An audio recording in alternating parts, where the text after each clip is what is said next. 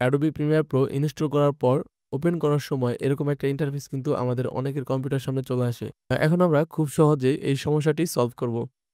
এখানে দেখতে পাচ্ছেন যে নিচের দিকে লেখা আছে কন্টিনিউ উইথ ইস্যু।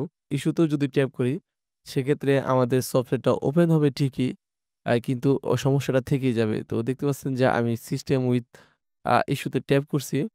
তো ট্যাপ করার পরে আমাদের সফটওয়্যারটা ওপেন হইছে। কিন্তু উপরের দিকে কিন্তু আরেকটা লেখা আছে সিস্টেম ইস্যু। ঠিক আছে? আমাদের সমস্যাটা কিন্তু এখনো রয়েই গেছে।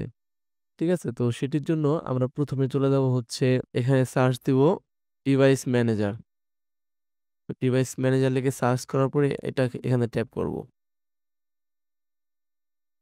তো নিচের দিকে দেখতে পাচ্ছেন যে ডিসপ্লে অ্যাডাপ্টার। তো ডিসপ্লে অ্যাডাপ্টারে চলে যাব।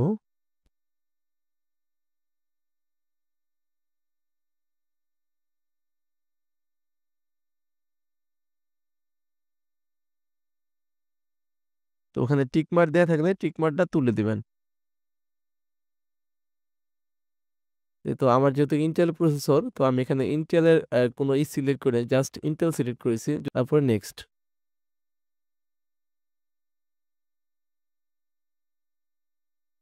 ওকে, সাকসেসফুল। তো এখন আমরা এটাকে আবার ওপেন করি।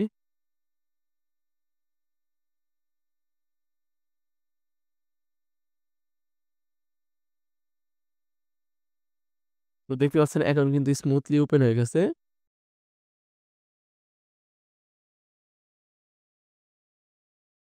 তো যেকোনো একটা প্রজেক্টে ট্যাপ করলাম।